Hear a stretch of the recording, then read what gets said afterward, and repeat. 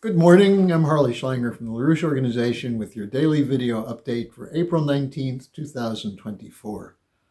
I've been having some technical problems today, which I'm trying to resolve, so I'm just going to go straight to the questions because there were some good questions that bear on the immediate situation we face, especially where we see the treachery underway in the US Congress. So several of you asked me, what happened to Speaker Johnson? What happened to the grouping in the Congress that were allied with President Trump, who wanted to end the war in Ukraine, end the flow of money to the kleptocrats in Kiev, end the flow of money to the military-industrial complex, and in fact, start addressing security needs of the United States? Many of you know that there's no immediate interest for the United States in defending Ukraine. It's not a defense of democracy or freedom. It's a strategy for weakening Russia, as Secretary of Defense Austin and Secretary of State Blinken and others openly admit that we're sending the money to Ukraine to weaken Russia, because the idea of the corporate cartels is they will be able to move in and grab the resources, the raw material wealth of Russia, if Russia no longer exists as a strong state. So that's why we're at a war in Ukraine, and there was opposition to that, and it's been growing. In fact, polls show that 3 out of 4 Republicans oppose funding the war in Ukraine. So when Speaker Johnson came in, Mike Johnson, a Republican from Louisiana, and he held up the bill to provide the next round of $100 billion for the wars, people thought, this is good, this is what Trump wants. But now we see Johnson coming up with a plan to provide the full amount of money that Biden asked for, the 60 plus billion for Ukraine, 14 plus billion for Israel, 6 plus billion for Taiwan. And with no accountability, very little money for the US border, and no funds for the economic needs of the United States. So what happened? We were told he was a Trump supporter. He just went down last weekend to Mar-a-Lago to meet with Trump. And after they met, Johnson said, Trump agrees with me. Trump's only public response was to say he's a good guy. Then Johnson came back to Washington and immediately cut a deal with the Democrats, with Biden, to give the Republican votes to support this in 4 separate packages.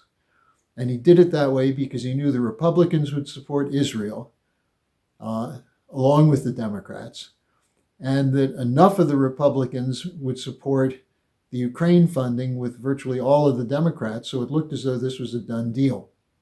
Now, additionally, Johnson intervened in support of reauthorizing the FISA bill, the Foreign Intelligence Surveillance Act, which was involved in spying on the Trump campaign in 2016. And the issue came up, could you put an end to the idea of warrantless wiretaps? The vote was 212 to 212 on the amendment, and Johnson voted to continue warrantless wiretaps although they've reauthorized it for 2 years instead of 5. This is not what Trump wanted. Trump said, kill the bill. He said the FISA court was used against him. The FBI went there with fraudulent documents, claiming that Trump was working on behalf of Putin. So what happened to Speaker Johnson? What's the deal here? Well, in terms of his case, I think you have to take a look at his personal religious belief as a self-pronounced fundamentalist Christian. On the weekend, last weekend, Reverend John Hagee from the Cornerstone Baptist Church and a leader of the Christians United for Israel came to Washington with 250 other evangelical pastors to go lobby the Congress in support of the funding for Israel. And what Hagee said is that Israel is under threat. This is the Battle of Armageddon. This was prophesied in Ezekiel. And that therefore we have to come here and hit the Congress like bulldozers to get the funds for Israel, because we should be giving blessings to Israel. And Johnson is now giving blessings to Israel in the form of $14 billion and the continuation of political cover for its genocide against Palestinians in Gaza.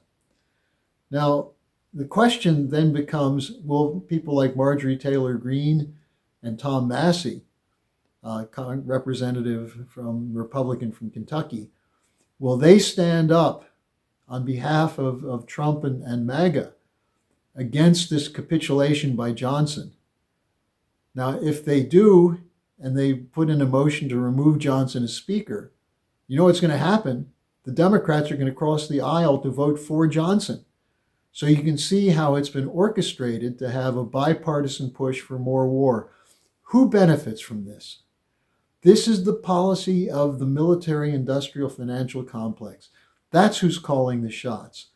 And regardless of whether you have religious leaders or political leaders, whether you have Jewish Voices for Peace against the funding for Israel, or veteran intelligence professionals for sanity like Ray McGovern and others opposing the Ukraine funding and the Israel funding, the message is coming from the top of the establishment, the military-industrial financial complex. We need the funds. You get us the funds.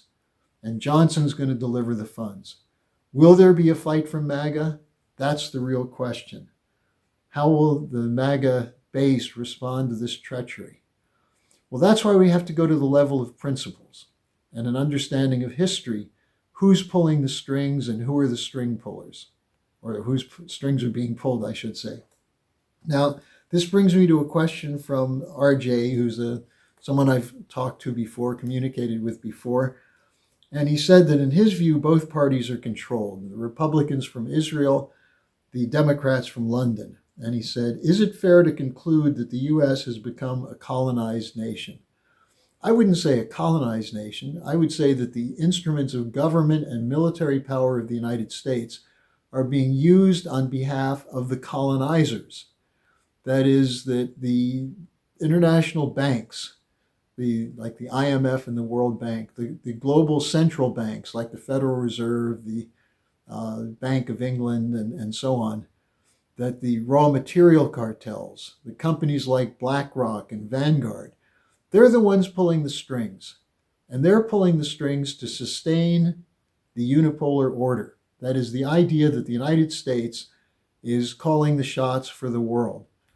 Now, it wasn't always this way. Coming out of World War II, the United States was targeted by the British to operate on behalf of imperial interests, which means the cartels, the London Wall Street banking and other economic cartels, corporate cartels, that they were calling the shots. Now, there was some resistance. Eisenhower didn't fully go along with it. John Kennedy definitely didn't go along with it. Kennedy, in fact, was an open opponent of the Western colonization of Africa and South Asia. After he was killed, we ended up in war after war. And what was the goal of those wars? Controlling the colonies and the flow of raw materials and trade. That's the British imperial policy from the geopolitics of the beginning of the 20th century, with now the United States, the British, and NATO as the enforcers of that policy. So to the extent the U.S. is doing this, it's not because we're doing it as a colony of London.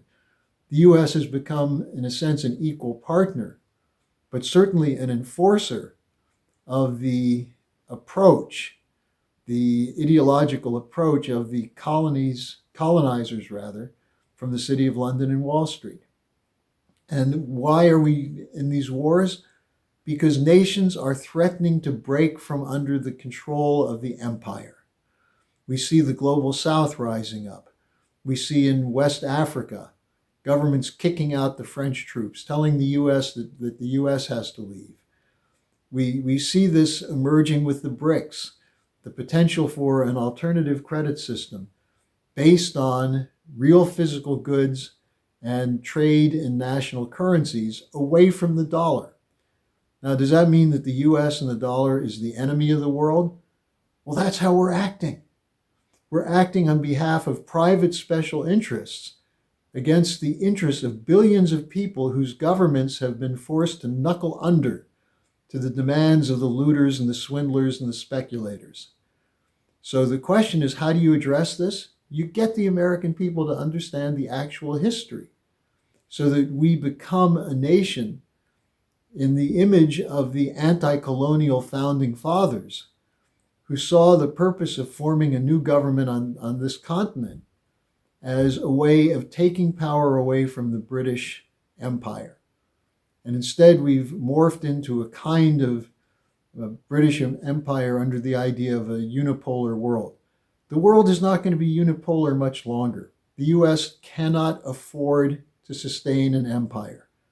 The American people don't want to sustain an empire, but we've become induced to be lazy, to be subservient by the entertainment and pop culture, the celebrity gawking, gaming, and so on, sports. We've lost our zeal for the idea of self-government. And we pass that on to bureaucrats who are controlled not by the needs of the people they govern, but by the private special interests who pay their campaign fees. So we have to seize that back. Otherwise, we will have an empire that collapses with horrible effects. And the only way out of it would then be for the West to go to the BRICS and ask, can we become part of your system? Hopefully, if we can avoid getting to that point, we could have a cooperative relationship with the BRICS nations. But if not, hopefully the BRICS nations will be more merciful to the collapsed Western empire than we've been towards them. Thanks for your questions. Thanks for joining me. See you again next week.